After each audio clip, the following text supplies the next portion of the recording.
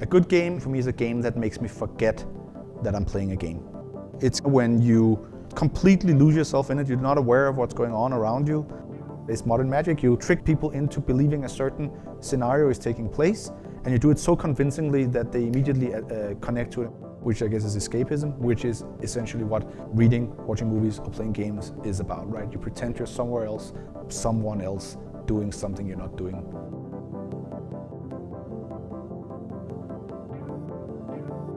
More and more, the lines between video games and cinema are becoming blurred. Here in Frankfurt, video game development studio Crytek is at the edge of where those two mediums meet.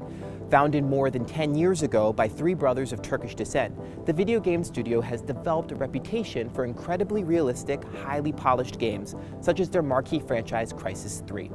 We spoke to members of the game development team about hot rodding for the Xbox, the future of games, and what it's like to be building the new cinema. This is Rasmus. As Director of Creative Development at Crytek, he oversees franchises like the Crysis game series. It's important, and it will always be important for Crytek to create really high quality visuals. That doesn't necessarily mean the technical quality of the visuals, maybe the art quality of the visuals, but it needs to be done well in order to immerse players. The Crysis series is a near-future military shooter that takes a hyper-realistic approach to gameplay. Crytek is known for creating these very lush tropical environments really well, which was what dominated Crysis 1.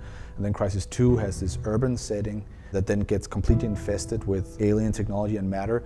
And then, in a way, those things are combined in Crysis 3, where New York has become this completely overgrown rainforest.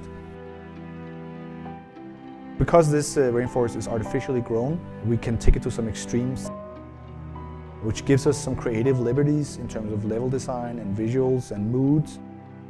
Once you're able to do realistic rendering, that's almost like being able to play off of a page. You know, you can read the notes and you can play what is there, but it's not necessarily that interesting. It's a little dull. It's only when you apply your own art form and personality on top of it that it actually becomes art.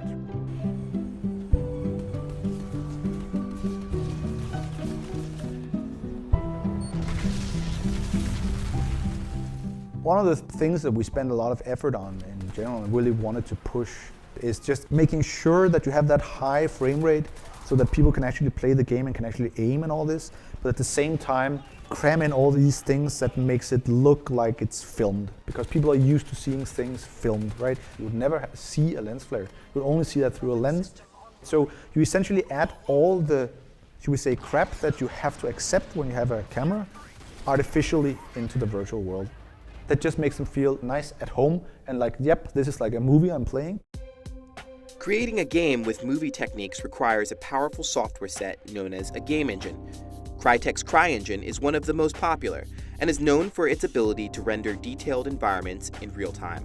The major components of a game engine are the AI, lighting and physics, shaders, rendering, and finally the tools that the developer uses to put it all together. Really taking all the technical stuff away so that the creative people can just do their work on the game. The biggest thing that I'm always worried about is performance. You can't, have hundreds and thousands of particle effects going off all the time. You've got to manage performance throughout the entire game. The current generation consoles, so Xbox and PS3, they really don't have a lot of memory. This is actually using 2.5 gigs of video memory right now. And I mean, the Xbox only got 512. Imagine having to cut 3/4 of what you're seeing. But, you can't make it look like you've cut 3/4. So, my whole job is trying to get the visuals that you want with really high performance. In terms of art, when you have really, really strong limitations, it really sets apart the very good artists. I mean, we're pushing against those limitations all the time, and no matter how fast hardware is, it always feels like there's just as much limitation as there's always been. It just becomes smaller and smaller details that you start focusing on, right? It's so many little things, the way that light breaks in the visor and you get all these strange flares in the visor. For me, it's incredibly immersive because it makes me feel a lot more like I'm that guy wearing a helmet. Got him. That's it. Another thing that's important is that the whole thing needs to feel very alive. You can't have the world be dead and static. There needs to be motion in the vegetation. You can see stuff like grass is something we put a lot of effort into. I can't think of any other game that has this level of detail in grass. Normally you have one big plane with a lot of grass painted on, but we have nearly every grass instance as a separate object. This is the instance count, so this is all single objects.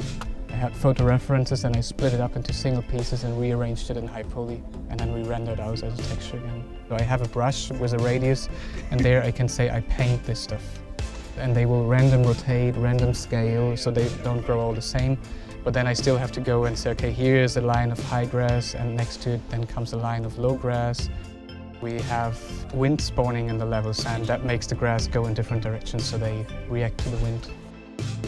That's normally the polish work, the overtime that you stay late and just put some good music on and sit here and just paint grass, paint grass.